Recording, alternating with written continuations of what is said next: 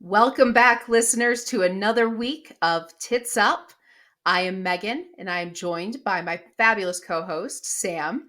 Sam just got extensions. Look at those. Look at that hair. It is beautiful. Loving it. We are joined today, listeners, by a very exciting guest. I'm very, very excited about this. Katie Doble is with us today, and Katie and I have been talking for months and months, not only about having her on the podcast, but just, connecting on cancer in general and having cancer as a young AYA. And we are just absolutely thrilled to have her here. So, Katie, welcome. Thank you for having me. Yeah, it's so exciting. All right. So, Katie, we usually do a introduction sort of by way of your diagnosis. So, why don't I hand it over to you? Tell our listeners a little bit about you, what makes you tick, what makes you excited in life, and what's going on with your diagnosis and just you in general. Awesome. Okay, so I am 42 years old, and when I was 31 years old, I was having some issues with my vision. And so I went in to see my ophthalmologist, and I ended up getting diagnosed that day with a rare form of melanoma called ocular melanoma. So it starts in the eyeball, it affects 6 in a million people. And if it doesn't spread, it's not life threatening. And so I went through a week of radiation therapy to my eye. I lost all vision in my left eye. And I got the Oh amazing God. news that there was a less than 2% chance that it would spread.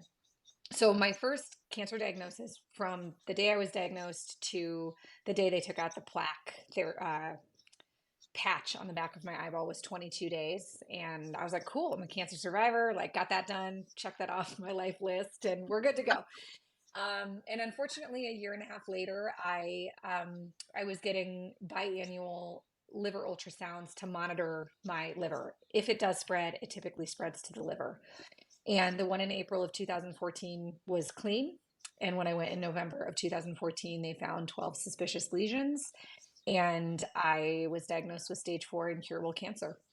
I was given Jesus.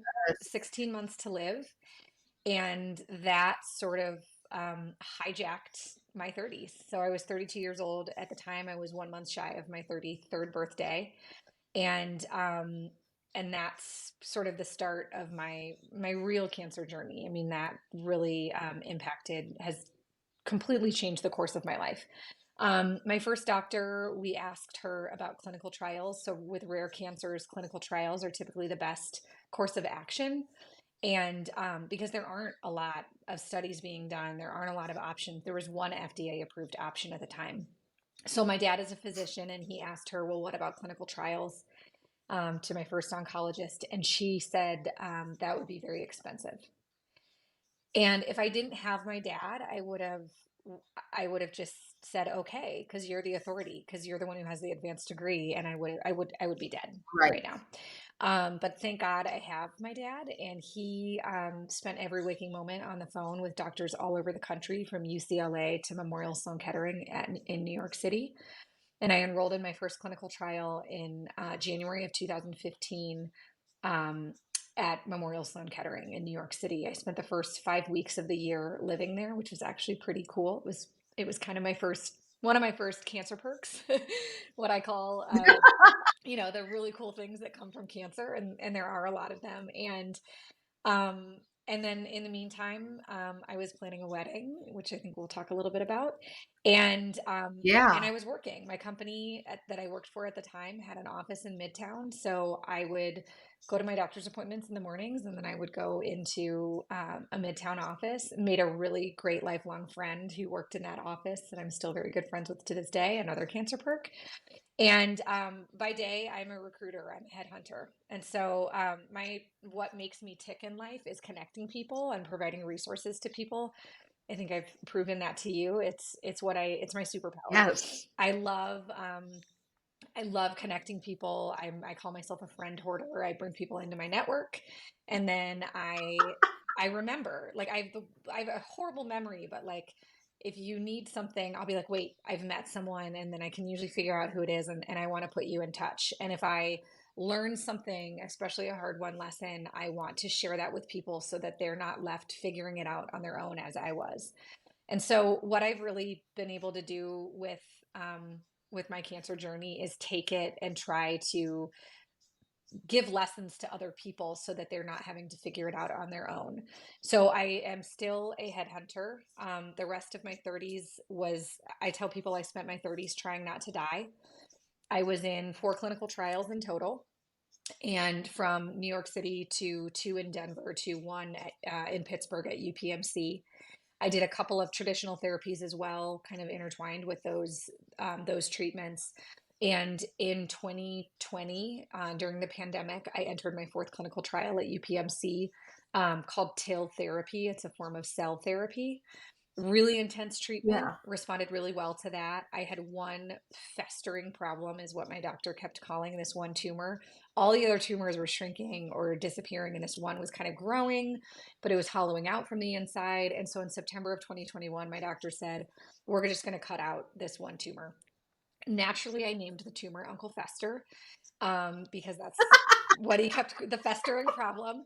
And so I went to Pittsburgh in 2021, a year after I had gone in for my TIL therapy, and my doctor surgically removed Uncle Fester and all remaining cancer, and he took out half of my liver.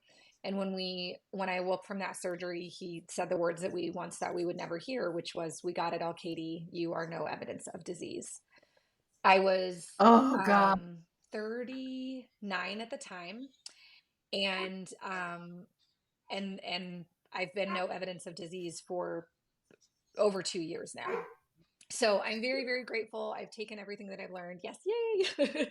And I continue to work as a recruiter and a headhunter, but I've also become a patient advocate inadvertently, because I want to share with people this is what I did, um, and I love being able to do that. I think it's my life purpose. So I do a lot of public speaking, sharing my story. Got a lot of really fun photos that go in the slideshow, and just am very, very grateful to be here for the connections that I've made from cancer.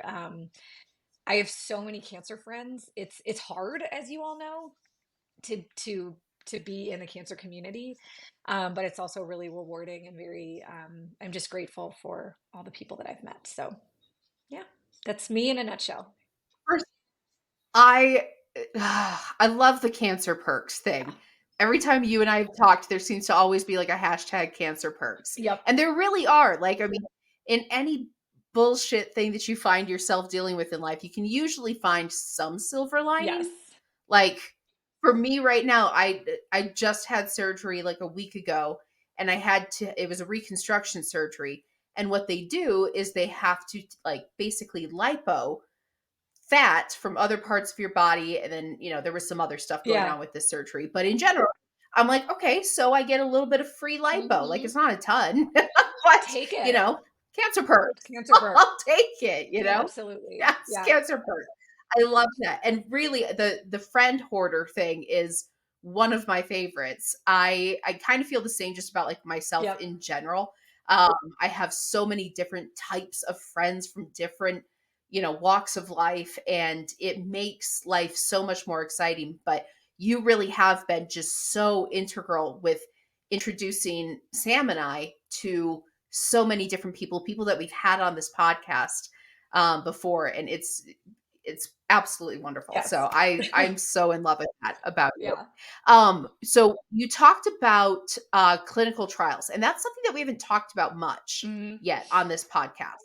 So, what for people that are in a position where they're like, "Hey, is this something that I should do?" Hmm. Um, where do they even start looking for clinical trials? Who do they call? Where are they? Are there specific Yep. doctors, specific hospitals that usually do them? Tell me about that. Call my dad. Just kidding. Don't call my dad. Uh, I keep telling him, I'm like, this is, oh, like, he's good at it, but it's, even for him as an internist, it was a very foreign thing.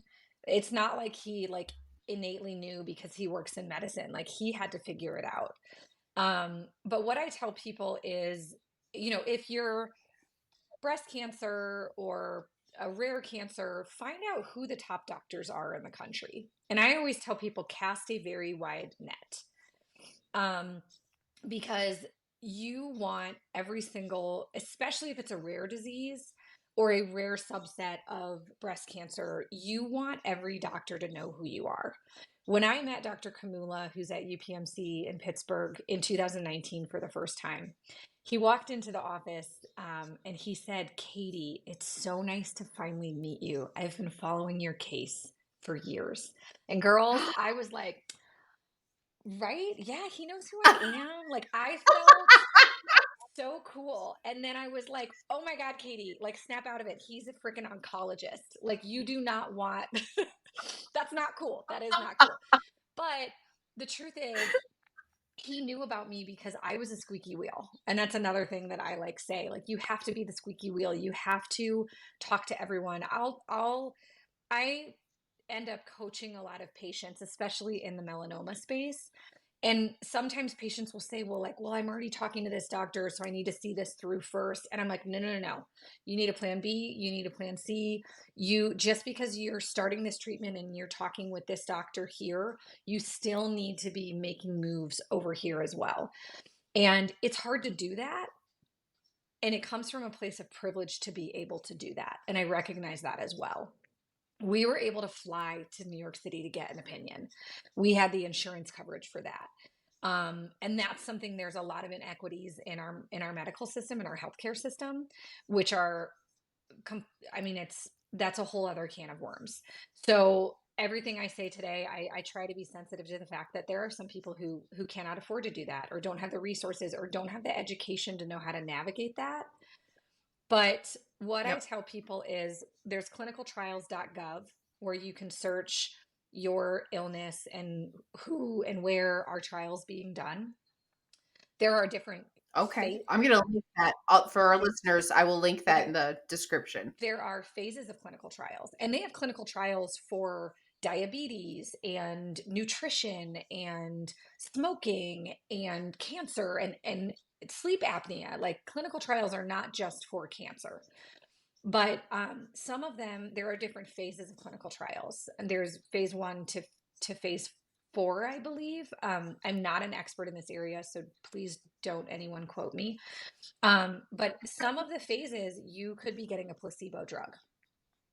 So for us, given the aggressiveness of my cancer, we couldn't afford for me to go in and not be getting um, something. Some of the clinical trials you either get, or some of the phases, you either get the drug or standard of care. So that would be Right. what I would have gotten had I not gone into a clinical trial. And so we were looking for a phase trial that was more advanced, that everybody was getting the drug. And again, I could be completely misspeaking. So if anyone out there is an expert in this, please don't be mad. I like, because I don't want to misspeak, but this is my not, this is my marketing brain understanding of all of this. I did write that article in the HuffPost, which I think you'll share as well. And that links to professional services and professional sites that will explain it far better than I do. But my point is, you want to find something that you're going to be getting at least standard of care treatment, depending on your illness, your prognosis, and all of that. For us, we did a more advanced clinical trial so that we were getting whatever that treatment was. The first trial that I did, I took, it was actually, there were two arms of the trial, and it was randomized which one that you entered. So I entered the first arm of the trial, which meant that I was first taking one drug. But then when I ended up getting progression after 5 months of being on that one drug, I went to the second arm of the trial where I took two drugs orally. So they're all complex, they're all different. I always tell people, start with clinicaltrials.gov to see sort of who and where in the country are these trials being run, and then also look up, like, who are the top doctors in ocular melanoma, and go call MSK or MD Anderson or UPMC, try to get in front of those doctors as well. The first where I went with ocular melanoma, it is so rare that the doctor who treated me at MSK, he's chief of melanoma oncology at MSK, but he's more focused in cutaneous. So for ocular melanoma, it's a totally different beast than cutaneous or skin melanoma. But because it is so rare, a lot of times we're just kind of riding the coattails of the research that's being done for skin cancer.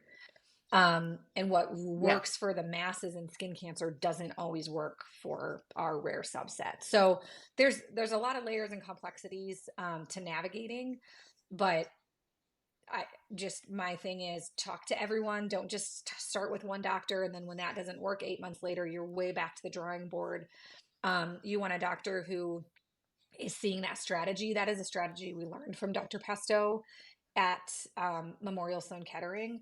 He knew I would not be his last stop, and or that I wouldn't, you know what I'm trying to say. He knew that I would see other I know what doctors you're saying. beyond him. And so he was talking about me with my father. They were strategizing the whole time. What are we going to do when this stops working for Katie? So that he had me stable for 8 months, which given the aggressiveness of my disease was a massive win. Someone said to me once, stable is the new cured. And I was like, oh, I am clinging to that. I am clinging to that because really, like, you can live with cancer. It used to be you couldn't.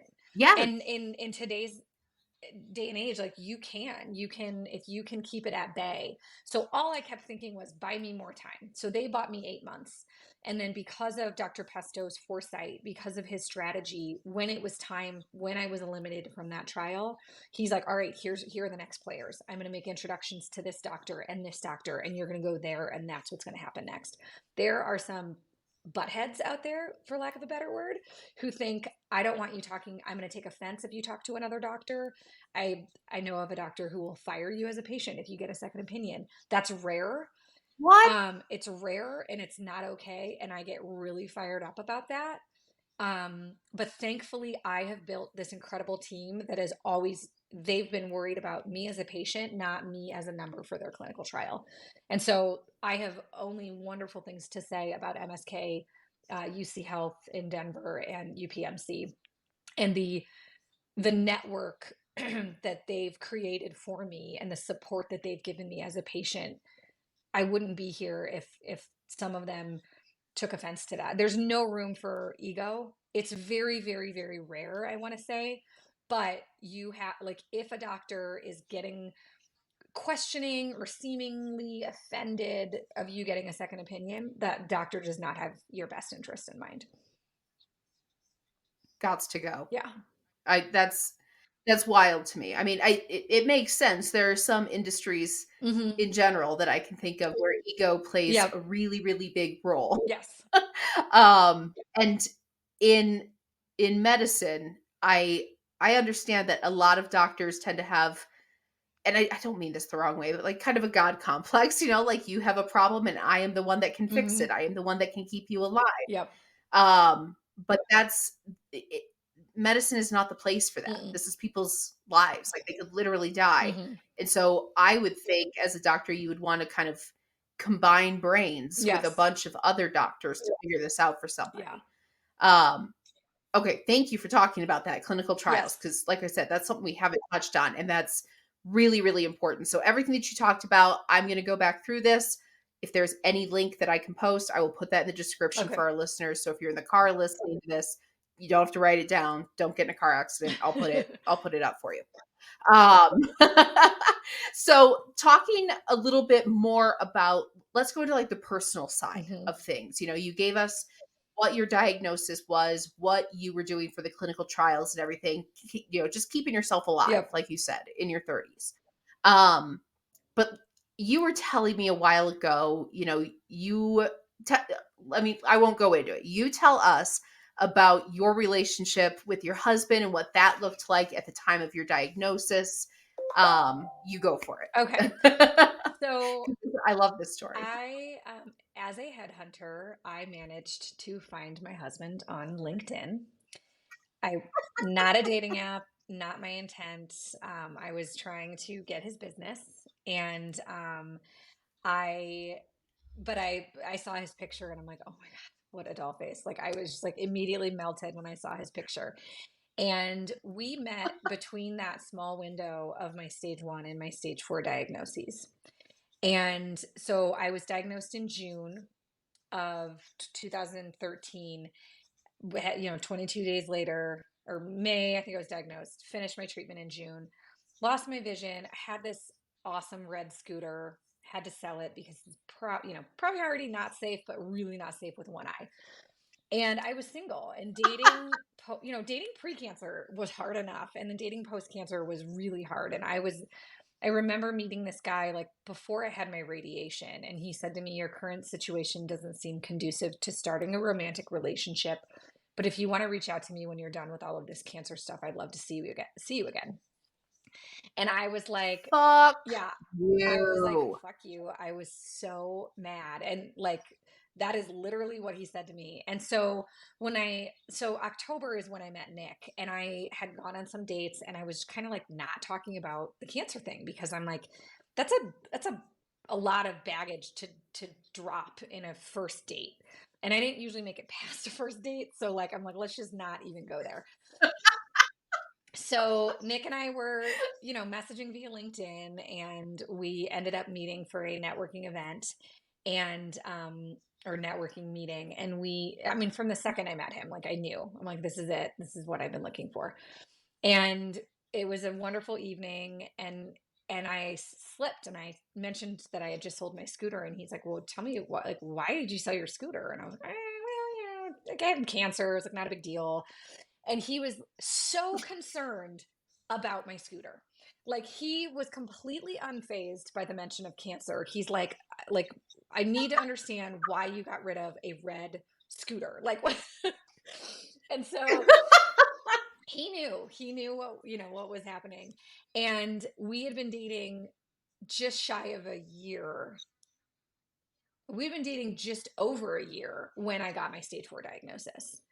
And what I did not know, so I get the call on a Tuesday morning. I went in for my ultrasound. I get a call that afternoon from the oncologist herself, which when I do my public speaking, I have a slide that just says fuckity fuck, fuck, fuck when I tell this part of the story, because that's what I was thinking. Yep. I'm like, I get the voicemail from her and I'm like, this can't be good. Like this is not, no good ever comes when a doctor calls you directly, as we all know. No. No. And so so I call him right away. He was in a meeting at work. I call my sister in hysterics, and he met me at my apartment. We lived separately at the time that night. And I told him, I can't be alone. Like, you need to stay with me or I'm staying with you. Like, we stayed with each other a lot, but I was like, I cannot be left unattended right now at all. And so it was the Tuesday Yeah. before Thanksgiving, and the biopsy was scheduled for Friday. My dad flew in on Thursday morning, on Thanksgiving morning, so he could be there with me at the biopsy. And what I did not know was that a couple of weekends prior, Nick had called my sisters and he had told them, I want to marry your sister. Will you go with me to pick out a ring? So everybody in the family knows that this is happening. I am completely unaware because he's British. And so British people you don't go ring shopping together. You don't like talk about it really. And so I had no idea this was happening. Like we had talked about, I knew he was my person, but like time wise, it wasn't on my radar as something that was going to happen in the near future. And so Thursday morning, we go to the airport, we pick up my dad, we stop to get gas, petrol, as he says. And like, I literally I didn't even want to be left alone in the car. So we stop to get petrol, and I get out of the car with him because I'm terrified. I can't be alone. And I like hug him, and I hit the ring in his coat pocket, and he like moves my arms up, and I think nothing of it. And he's freaking out. I also was trying to change my ringtone as he's driving. So I dug into his pocket while he was driving to get his phone so I could call myself to test the ring tone. He freaking out. Don't ever do that. That's so dangerous. Don't ever do that. And I'm like, oh my gosh, like what's the big deal? Like completely unaware. We pick up my dad, we go to my sister's house. This whole production unfolds. Everybody's in on it except for me. And I am sitting there like in the depths of despair, like the lowest moment of my life, the most scared I've ever been. And he is down on one knee with this beautiful diamond ring. And my dad gets that. So my Oh, very first cancer perk was my dad getting to be there to witness that because he wasn't supposed to be there. He was supposed to be back home in Omaha. And it was the most, hands down, the most emotional day of my life. And I hope I never experience a day like that. It was it was so beautiful, but it was so scary. And I was like literally in my mind, because I had been planning my funeral. I'd been thinking, how am I going to source a zebra printed casket to bring joy to my family? Because I have a thing for zebras. I mean, I was in a very dark place. And then all of a sudden I was like, okay, wait, am I wearing black or am I wearing white? Like, what is going to happen with my life? Because I love this oh my man and I've spent God. my whole life looking for him and I finally found him. And now I'm being told I have 16 months left. And it was just, terrifying, but also so exciting. And that hope he gave me like really propelled me forward. How do I like, and hope is something I talk a lot about, like just, and having something to look forward to. So suddenly I had something, I was scared, but I was Yes. going to marry this man and I was going to focus on my hope. I was going to focus on the goodness in my life. And I was going to continue making plans that fed my soul in a very good way. So, and for Nick, my sisters had been saying to him, like, we should wait. Let's figure out what we're dealing with. Don't propose. And his response to them was, this changes nothing. She's still the girl I want to marry.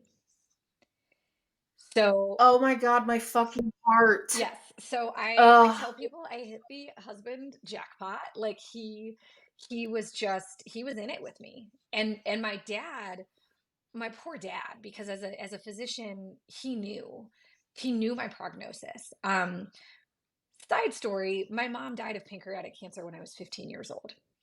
And she was diagnosed when I was 13 Jesus. years old. And my dad knew then her prognosis. He knew she had about 2 years. And he never told us that. And I appreciate that my parents sort of how I appreciate how my parents handled that because I don't think that's something my 13-year-old brain could have understood. I mean, my 15-year-old brain couldn't Right. understand it either. But my dad was very worried about me. He was very worried about Nick.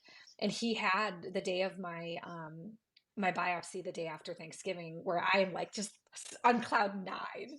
I'm going in to have a staple gun taken to my liver and I'm just like, you know, can my fiance come into the room with me? Like I was just so giddy. And the nurses and doctors were like, oh God, this is like a train wreck. Like this poor girl, she's gonna die and she has no idea. She's just super excited that she.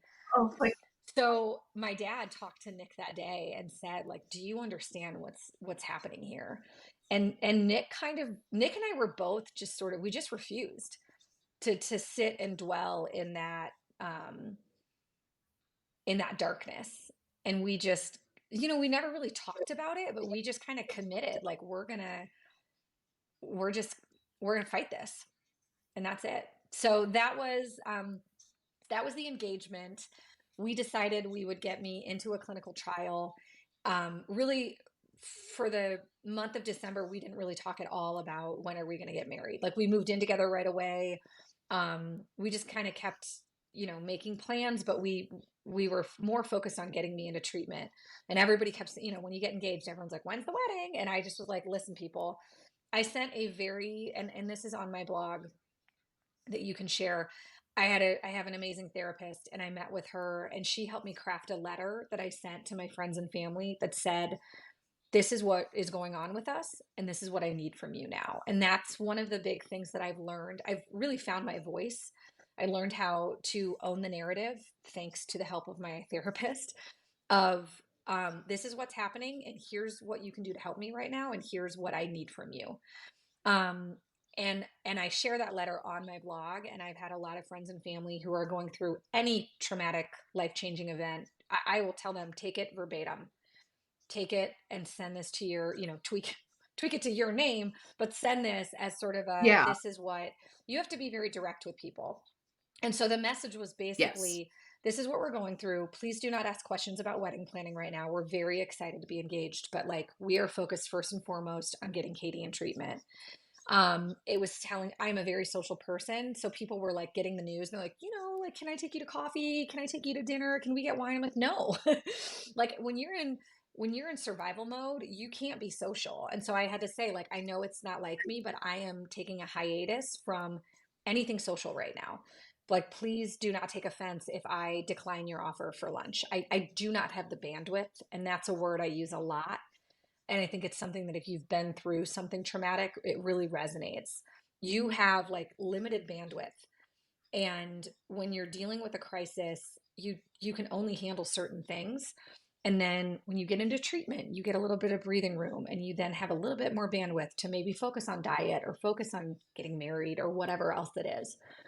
But the letter served me very well because it really kind of set the tone to all of the people who were supporting me. And there were many, and I was very grateful that I am grateful, but this is how it's going to be right now.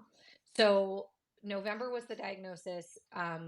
Right before Christmas, my dad and Nick and I went to New York City, which became a very special time. Like the three of us look back on those trips to New York with such great fondness. My dad had never been to New York before. He was 65 years old at the time. Oh, I love it. We would always plan something fun. We'd go to a show or a museum, or the first time we went, we did a bus tour so that my dad could see all the different sites of New York. And he loved Central Park because he's a Simon and Garfunkel fan, and he's an avid reader. And so for him to be able to see Central Park, which plays in so many songs and so many movies and books that we read, was really cool for him. So it was just a very, it was a cancer perk. Like, it was a cool thing to be able to get Yeah. to go and do this. And then we went home for Christmas, and then I had to go back to get enrolled in the clinical trial, and my big brother went with me for that. And when we got home from that, Nick and I decided, let's get this trial started, and as soon as I get going in it, then we'll set a date. So by the time we set a date, the day it was 6 weeks out, and then by the time we got married, it had been 3 months since our engagement. So we had, it was a 3-month engagement. We had 6 weeks to plan our wedding. Totally pulled the cancer card. My whole family planned the wedding for me. I was like, just send me menus, I'll pick. Like, I'm in New York, I trust you to pick a venue. It was a beautiful day. So I came back, I think, September 7th from New York City for that first 5 weeks of getting enrolled. And then I had to go back every month following, until August. I called my trips back my drug deal. Like, I got to go back to New York for my drug deal because I literally had to fly there just to pick up the medication. And then it was February 22nd that Nick and I got married. So 9 years ago, this month, that we ended up getting married. And it was just a beautiful ceremony. As a friend hoarder, Nick said, let's just do parents and siblings only. And we pinky swore that. And I was like, okay, I can do that. And then behind his back, I invited 4 of his friends. He was at first a little pissed off, but then he understood why I did it. And then I was like, well, okay, I have a selfish subplot. I have 4 friends I'd like to invite. And so we each had 4 friends in our family. And so there were like 30 people at our wedding. It was just not a dry eye in the room except for mine and Nick's. Like, we were so giddy. Everybody else is bawling because of what's at stake. And I like Yeah. kept shaking my hips. Like, I was just so excited to be getting married. And it was just, I wouldn't change it looking back. It was just an incredible day and experience. And then we just kind of, we 3 months later, we're like, oh, here's an idea. You're in the middle of cancer treatment in New York City. Why don't we just build a house? And we did. And we got a dog. And we just, Why not? and we were conservative on the house that we got. And none of us are guaranteed tomorrow. And so we made sure that we bought Right. within both of our means. And that's just been one of the things in our marriage is we always, every time we take a trip, we pick our next trip. So, we're always have something on the horizon, always making plans. And we've tried to go to Scotland twice. Cancer's got in the way. First my cancer, and then his father had cancer. And but we just keep making those plans. And COVID showed all of us that disease can impact plans. And when that was happening to all my friends and family and they were getting all hot and bothered, I was like, welcome to my life. This is how I live my life. I make plans and sometimes they Yes. get canceled. But the important part for me is that we always just had something to look forward to. And so that's been a huge theme of our marriage is just keep making the plans.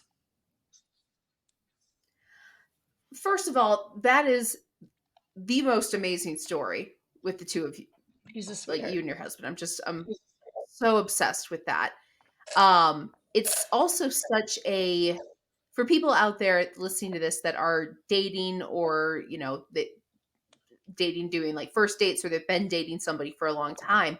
I think it is really important to notice the difference between the guy that was saying like your cancer is not conducive to this, basically just saying this isn't something I want to deal with, versus somebody saying like, yeah, you have cancer, but what about your scooter? Like that is a part of you that does not scare them. Yeah. And I just want people to know that there are people out there Yes. like Katie's husband, where that is a part of you, just like the color of your hair, just like the way that your face is shaped, Yeah. whatever, like these very normal things that people love about you, not in spite of. Yes. I think that's very, very important for people to remember because we can get very much in our own heads that, like you were saying, like when you were like, I can't be alone. We can get very in our own heads when Hmm. we are alone, and thinking that there is nobody out there for me. There is nobody um, that would ever be able to deal with this. Yeah. I also, I'm just so grateful you just told that whole story because there are so many different points in that I was just like, yes, Yes. exactly, yes. Yeah. So thank you. So you were telling us you were given 16 months to live, Hmm. and you guys just got married. And you're like, well, shit, what is this going to look like? We know that you did clinical trials, but you've mentioned to me before that you integrated, I think, a lot of different things into your cancer care. It wasn't just the medicine; it Hmm. was diet and some other stuff. What else did you integrate? Because it's been 9 years now, Yep. right? Yes. So What do you credit that to? I credit it to both, and I'm always very careful. Um, I'm starting to echo. Are you hearing that? Okay, it stopped. Sorry. I don't hear Um, I don't know if you've touched on toxic positivity in the cancer space, but if we're briefly, yeah, but we all get yeah, I after mean it. we all know that it's there. Like the people who are like, oh, you just need to eat kale, and it's like fuck off. Like no, you don't just need to eat kale. Like if you're telling me that my diet is wrong, you're blaming me for my own cancer, and that's not fair. Um, Right. so back to the bandwidth. Once we got me into treatment, the first time that I got kind of a break from all of it was after I had done, it was the start of 2016. In 2015, I did two clinical trials and I did liver embolization or Y90, which is a targeted radiation to the liver. Um, and that is only FDA approved for metastatic colon cancer. But my doctor told me if I was in a lot of pain, as he went like this, we can get this approved by insurance. And I was like, okay, I don't even really know where my liver is at this point, which is awful, but like not a biology major. And I'm like, yeah, like where am I grabbing to show you I'm in pain? We got it approved, and that therapy bought me 3.5 years. Like that was a huge that either works or it doesn't, and thank God it worked. So they treated half of my liver, so they had a baseline for future systemic treatments. But the first half of my liver had been treated, and I ended up getting this 6-month break in treatment at the beginning of 2016. And the first thing I wanted to do when I had that bandwidth, and I knew this all along, was meet with the doctor about my diet. I'm from the Midwest. I grew up on meat and potatoes. If Yep. I was having a guy over to cook him dinner, I was making a freschetta pizza. That was me cooking dinner. Um, P.S. I still love freschetta pizzas. They have the best gluten-free pizza because I'm gluten-free now is freschetta. But I knew I wasn't doing myself any favors. And the problem with having cancer and diet is that it becomes very psychological. And every time you're eating, at least for me, every time I ate, I was beating myself up. Oh, I shouldn't be Yeah. eating this. I was shitting on myself. And I was really struggling with how to change my diet because I always kind of knew one way of eating, and it was basically convenience and what I enjoyed. And I've always been fit and active. And so I've never, I hadn't battled my weight. I hadn't ever been on a diet. I hadn't ever thought like that.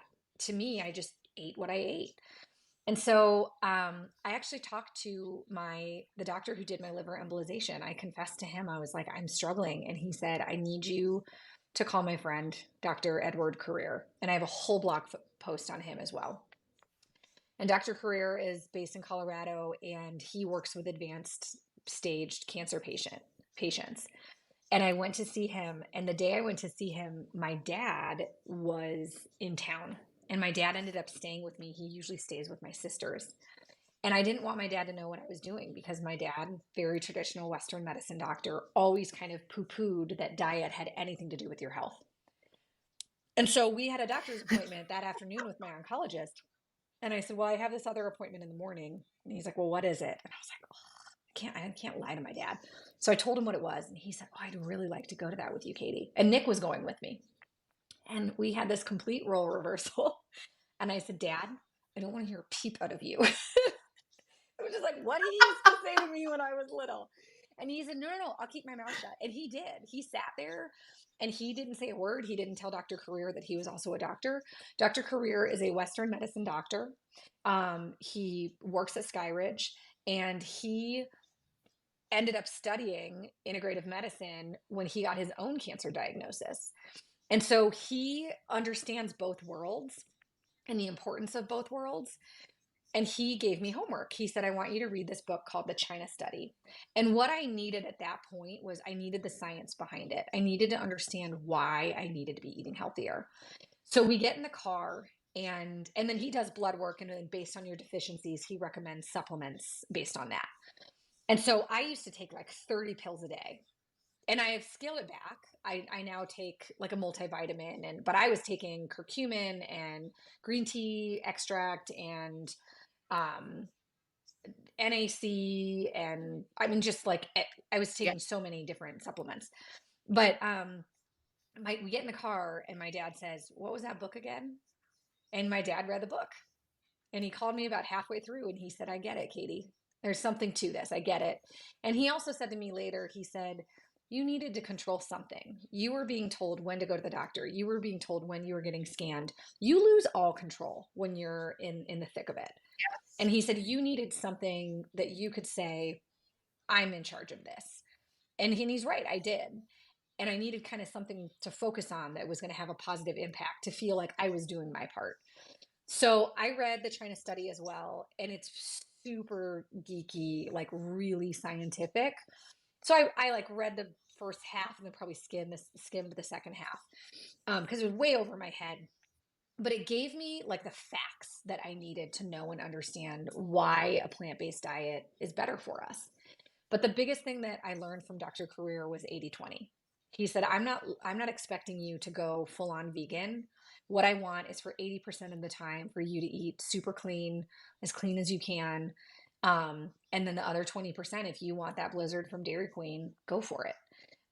Which let me tell you, Dairy I Queen. very much do. And we at one point got so much money to DoorDash because I had had a big surgery, and I figured out that DoorDash delivers Dairy Queen blizzards, and I literally think we spent $2,000 on Dairy Queen blizzards from DoorDash. We did the same thing when I was in the thick of it. We Yes. had a whole bunch of DoorDash Yeah. money. And yeah, there was one day I was like, no Yes. shit. Are you fucking kidding me? Yes. Like, You could do I this. can get a blizzard directly to my door. I ordered Yeah, 5 and you freeze so that I them. could put Yes. 4 in the freezer. That's what we would My do. husband's like, what is happening Yeah. right now? And I was like, I got 5. I was so excited. Oh, He's like, this is absurd, they're so Megan. good. Dr. Career, I They are. remember wine was always a big thing. Like I love my wine, and I remember asking him, very reluctantly asking him about wine, because I was like, he's going to tell me I can't have it. And he goes, you know what? Pinot Noir is packed with antioxidants. And I was like, I love you, Dr. Career. Thank God. I love you so much. And He actually, I had a friend put on a conference, like a health and wellness conference, several years ago, and I referred him and he spoke and I got to introduce him. And we had dinner the night before and he ordered wine and he ordered like chicken or salmon. I was nervous to order dinner in front of this man because I was like, what if he's going to judge me? But he really taught me like just be smart, but don't be strict because you're going to end up hating food and it's going to end up causing you more stress. So that was a huge learning for me. And Nick and we eat very clean at home.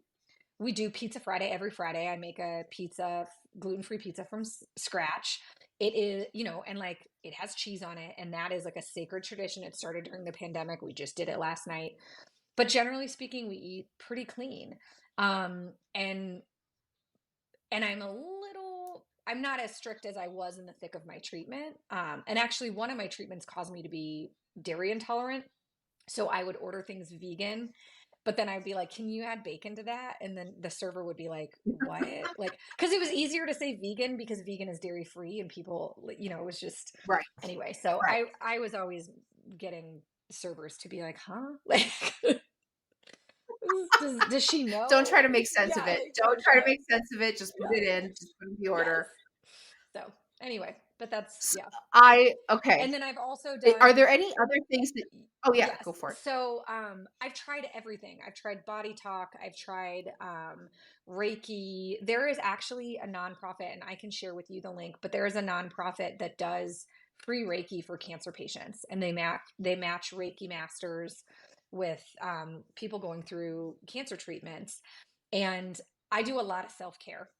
And I used to feel really guilty about it. And now I really own that, like, that to me is what I call a kidless perk. Like, because I don't have kids, I have the time and the funds to be able to like take a Friday and go get a massage and a facial. Or yesterday, I have this incredible energy healer in Denver. I can share, I have a blog post on her as well.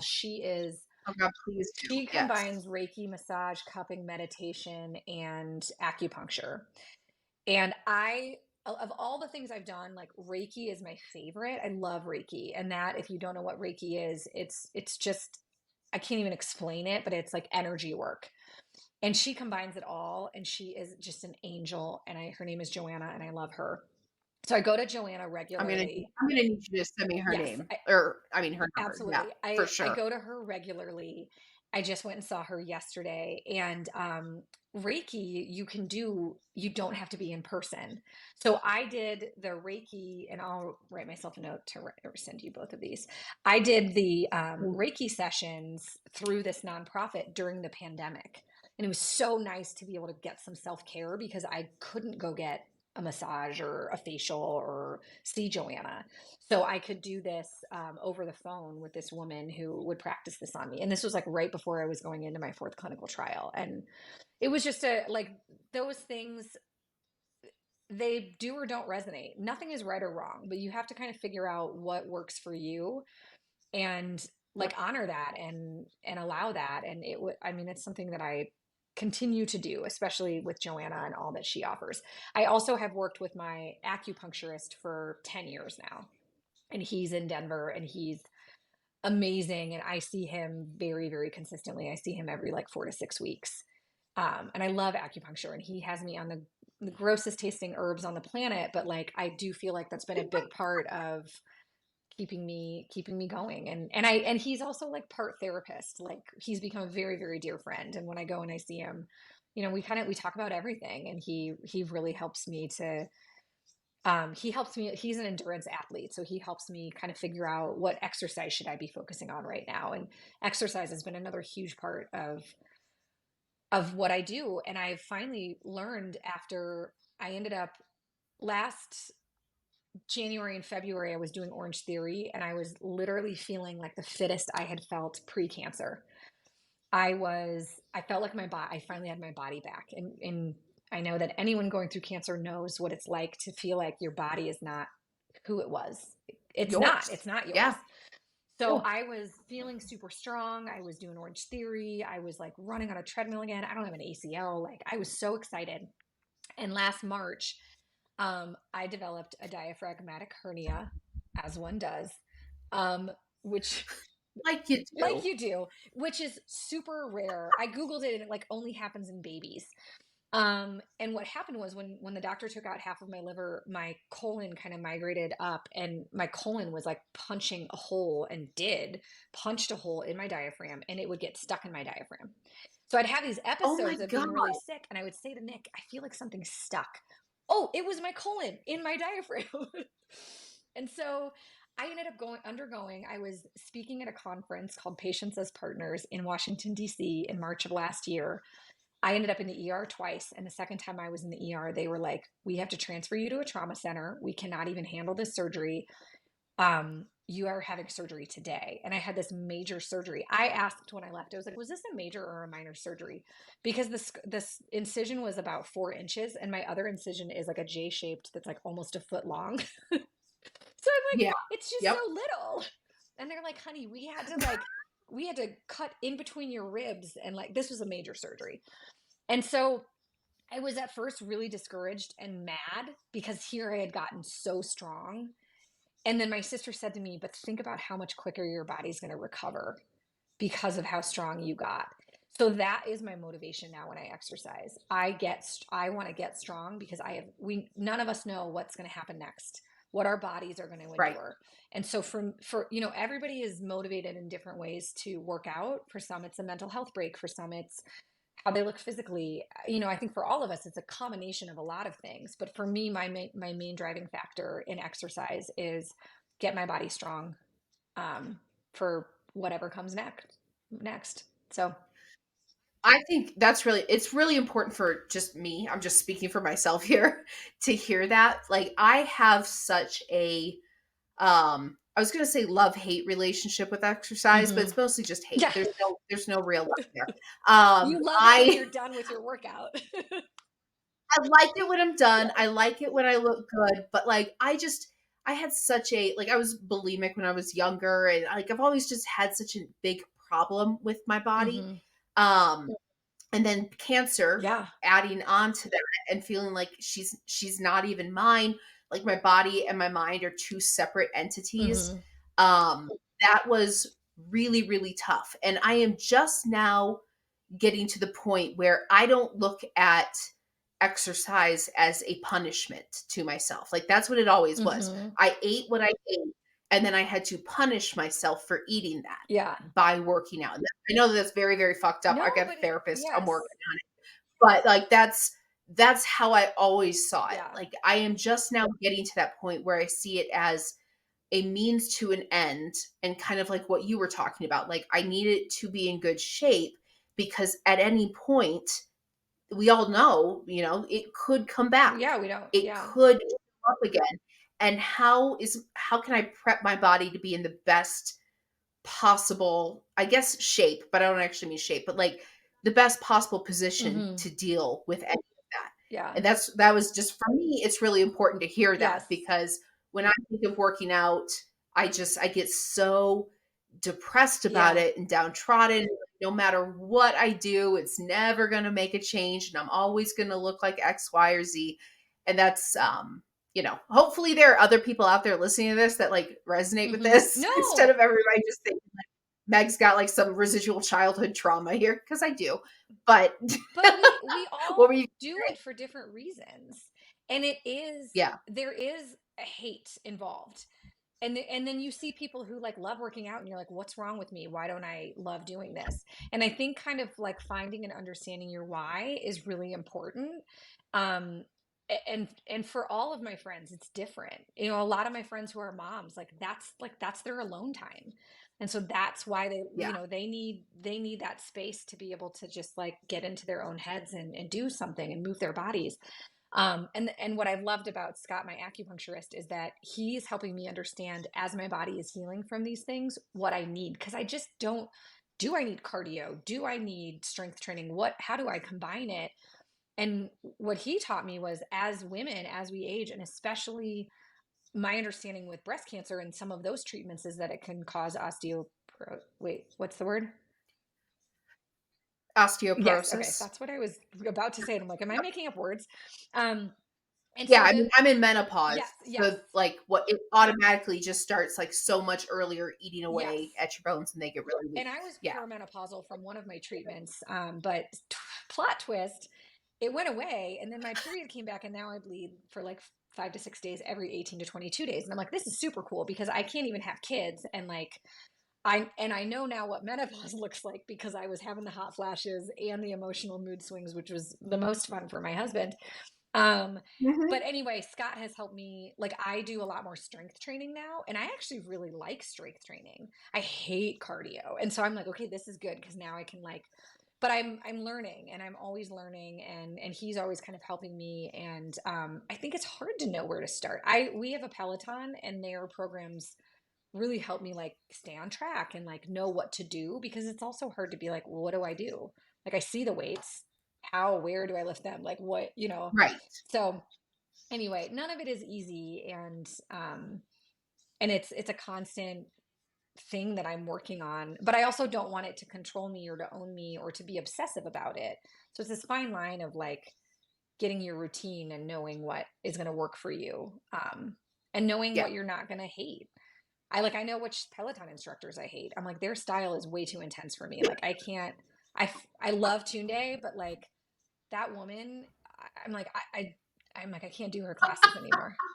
Like, it's too intense. Maybe we need a Peloton. We've been talking about redo like, our basement is not Yeah, done, so we're like, maybe we should do the basement and then throw some workout stuff yeah, down there because, I was thinking about, like, especially in the winter, like, putting on clothes and going to a yes, gym. I'm like, "Oh, I'd rather die." yeah. Like, this is Well, or I'd rather have just start come sticking die. over This is sometime, terrible. and I can do a class with you and show you like what their classes are like, because Yes.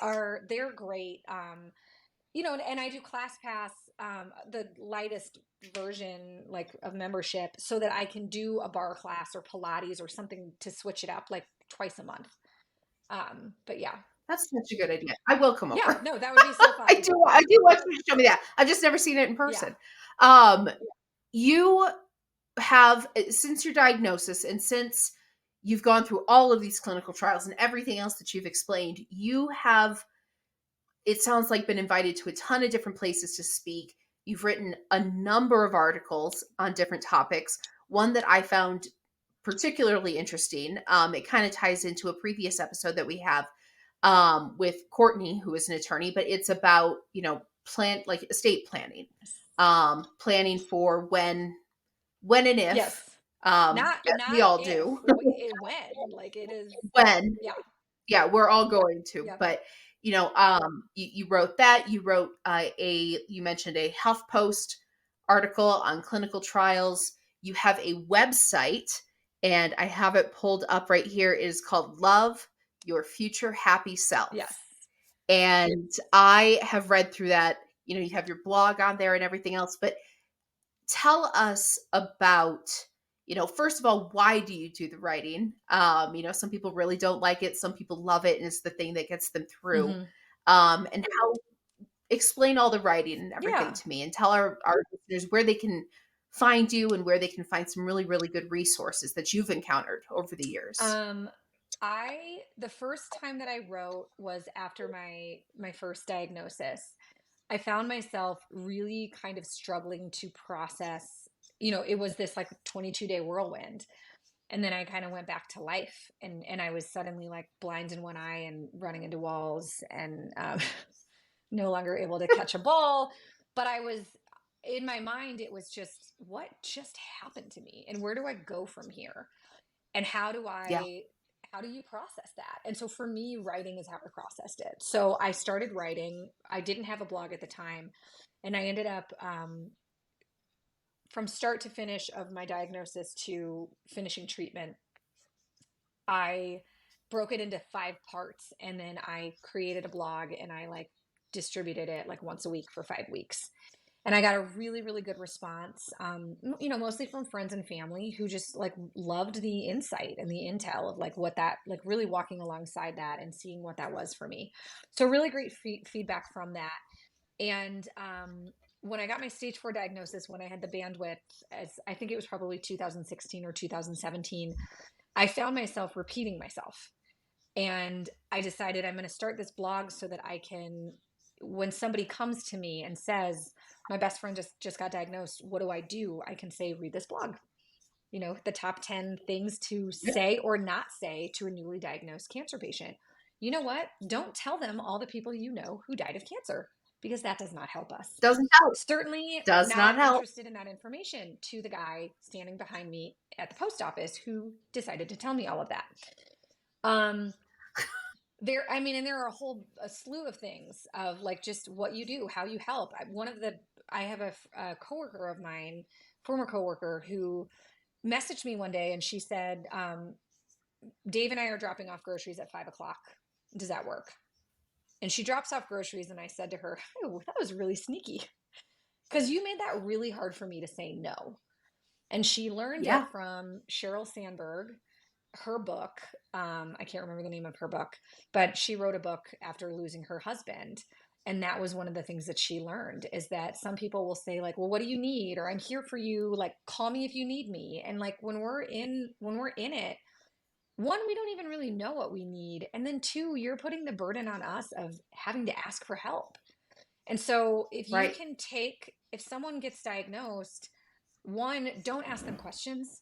Don't don't text them every day, how are you feeling today? Or did you get your scan results? That was my least favorite. Like, I will tell you, because maybe I did and maybe I'm still processing it. And so I tell Right. people, like, just send a text saying thinking of you, no need to respond. Let them off the hook. And then if you're going to do something, say, I'm dropping dinner off, is Tuesday night or Thursday night better for you? Don't ask, do. And that's Correct. something that is in my top 10, the tips.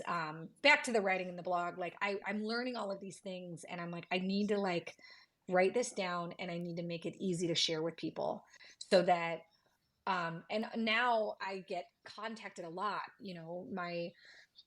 My son's basketball teammate has a dad who just got a brain tumor. Will you talk to him? I can't talk to everyone, but here's what I can send Yeah. you. And if it's melanoma, yeah, those are the people that I talk to, but I cannot talk to I don't have the bandwidth to talk to every single person. And so for me, it was a way to share what I've learned in a more concise way. The article I wrote on death and dying, that's something that I was personally working through. We didn't have a living will, we didn't have anything, and we were newly married and we were in our early 30s. Like, of course we didn't have any of that stuff. And Right. so when I started to explore it, I was like, well, what's the difference between, like, what does it all mean? And so as I was sort of learning, I thought, this is like, nobody should have to figure this out on their own. We all have to figure this out. One of my friends said to me, none of us are getting out alive. None of us are getting out alive. And so it's inevitable. We're adults. Get your affairs in order, and do not wait until you're in this desperate situation where suddenly your spouse is on life support and you don't know what their wishes are, or Right. you die and you have no beneficiaries, and then your money gets tied up in the state. And I had a Lyft driver once who was telling me that happened to her mom. And it's just like, it's the favor is for your loved ones. It's so that they're not making really difficult decisions about you and living with that guilt for the rest of their lives. That they're not having to untangle and unravel all of your assets and finances and debts. And, it's, you do it for the people you love. And if Yep. you do it, but then don't tell them what you're doing, then they're going to question it. So it's the Right. act of getting all of these affairs in order with a lawyer, and then it is also the conversation. And so this is something that I am so passionate about. And I interviewed my lawyer, who is a very, very good family friend. I mean, I grew up with her husband. I've known her for years. I interviewed my father, who's a physician who has always talked about death. I mean, death was a dinner table topic for me growing up. And Yeah. and then my mom died. Like, it's so he makes all of his patients have some sort of a what's it called? Advanced directive. Um, Destructive. he makes them sign something. And I think that that's the way that it should be. And so for me doing this, and this was also a 5-part series, the Denver Hospice actually picked it up and did ran it on their blog. And then I was Ooh. interviewed by a local news station. And this is when I was like really new to writing, but it's something that I repost. And I cannot tell you the number of times people call me and they say, we finally did it. Like I had a candidate of mine who had found my blog, and she called me last year and she said, I printed your blog and I had it on my desk for like 2 years and I finally did it. It's so easy to push off, but it is Yep. so critical. And you don't want to be in a position where you're guessing on these kinds of things. And the lawyers make it easy. I'm sure you do this, Megan, for your clients. Like it's not like you, I mean, you have a questionnaire, and you have to think Yeah. about it, and you have to talk about it with your partner. And I put my husband and my father as my medical powers of attorney, because I didn't want either one of them to have to make any difficult decisions about me. And I don't want either one of them to ever have to make a very difficult decision about me and feel the burden of that decision. And I know that they trust each other. And so I put them both. And yeah. What were you going to say, Megan? I think that's I was gonna say, I think that's a great idea. I mean, I do family law, but we do have an estate planning attorney in our Yep. firm. And I am proud to say that I have finally told him this is what we are doing. We're working on it. And Cody and I actually have a meeting next week with him just to get, all the bells and whistles attached to it. But I love that idea, Katie, to have a number of power of attorneys or powers of attorney or however you I say don't it. know. Um, I Whatever don't know power of either attorney is. because I was yeah. So Cody and I have talked about death and dying so much, and it isn't a it what I'll say this, it wasn't a scary topic for me until I got cancer. Hmm. His mom passed away of cancer. My mom had cancer. We've seen a lot of death in our lives. So we've had these conversations before, but when it finally hit me, I was like, oh God, like we really probably should do this. And my biggest reason for it was exactly what you said. I don't want to I had this mental picture of me in the hospital, not with it, like Hmm. I'm out on, let's say, life support or something. I could like visualize this for myself and leaving the decision to him. Now he knows my wishes, he knows what I want, he knows, he'd be able to make that call, but I want it on paper so that he never feels like he did something wrong. Yeah. Or what if we would have left her on, some sort of life-saving support or something for a little bit longer and she would have come back or something like Or that. have I have your family mad at him for making this decision.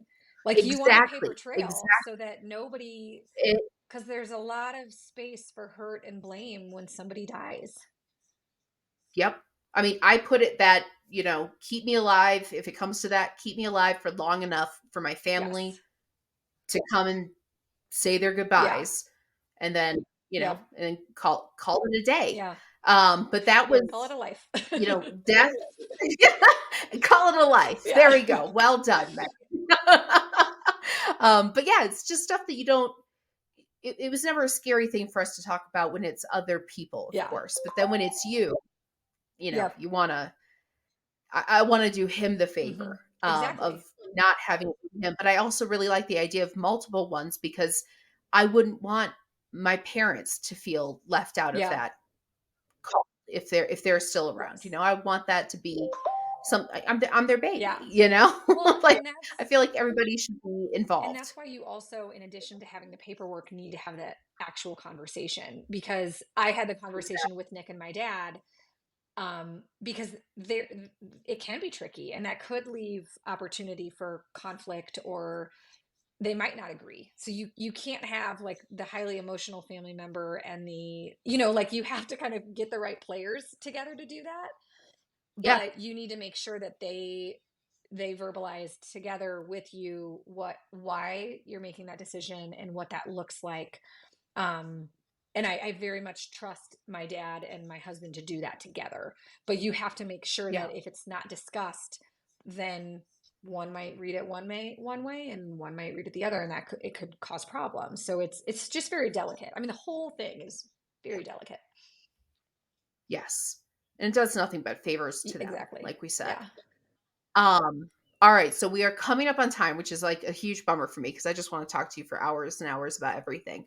But I usually try to have people give like a kind of like a parting thought. Like if there's anything that you want people to take from this conversation, and God knows, we're going to ask you back, but from this conversation that we've had, what do you want people to walk away with?